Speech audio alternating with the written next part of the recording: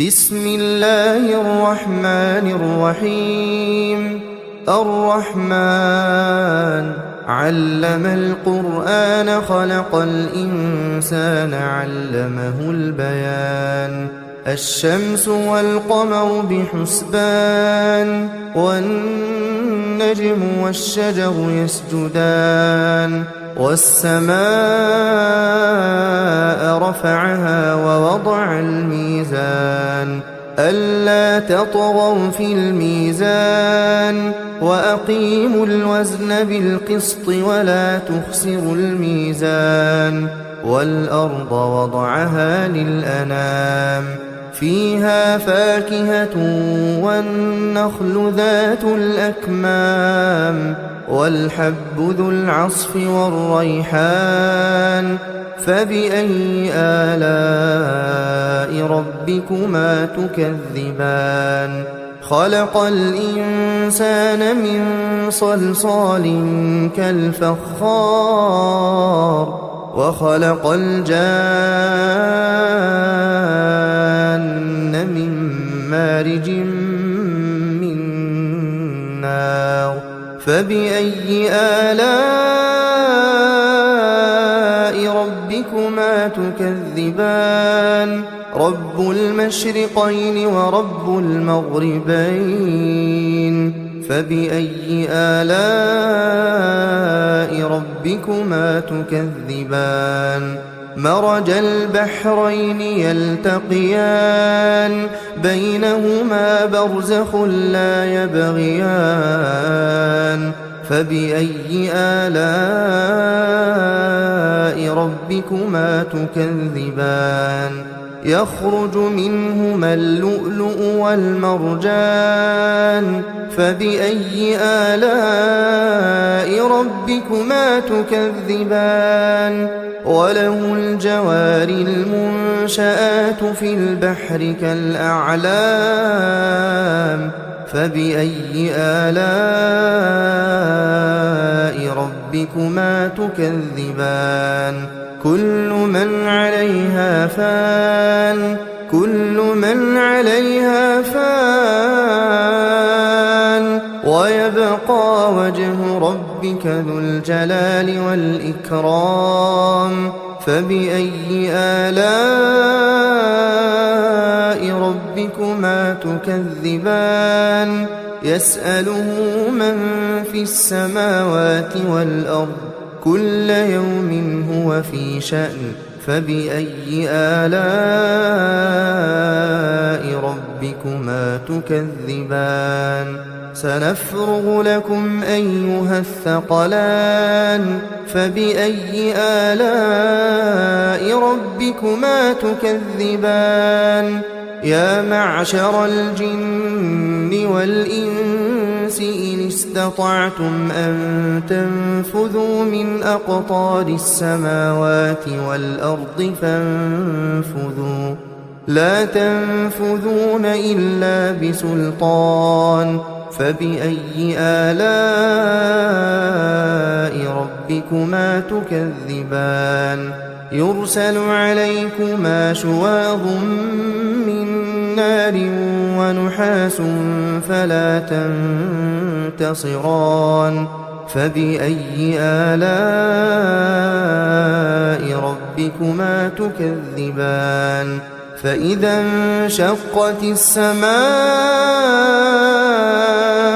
فكانت وردة كالدهان. فبأي آلاء ربكما تكذبان؟ فيومئذ لا يسأل عن ذنبه إنس ولا جان. فبأي آلاء ربكما تكذبان؟ يعرف المجرمون بسيماهم فيؤخذ بالنواصي والأقدام. فبأي آلاء ربكما تكذبان؟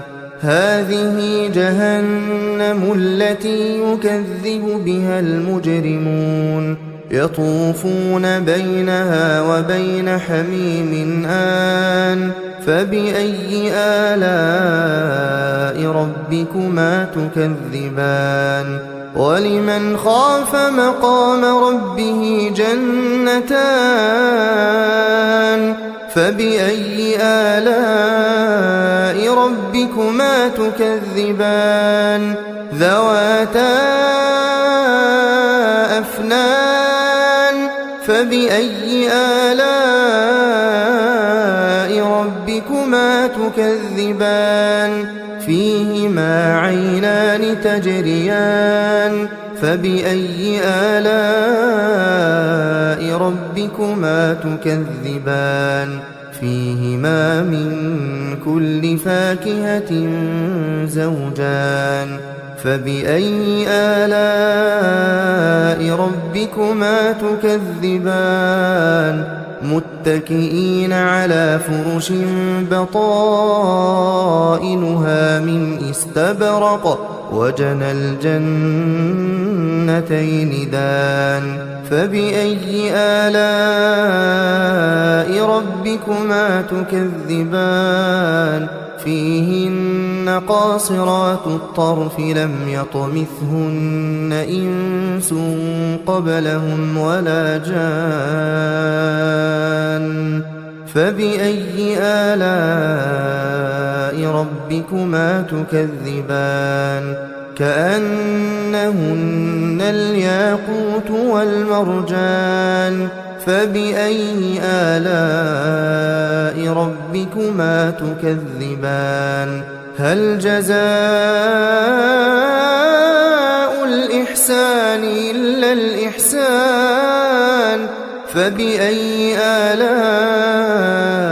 ربكما تكذبان ومن دونهما جنتان فبأي آلاء ربكما تكذبان مدهامتان فبأي آلاء ربكما تكذبان فيهما عينان نضاختان فبأي آلاء ربكما تكذبان فيهما فاكهة ونخل ورمان فبأي آلاء ربكما تكذبان فيهن خيرات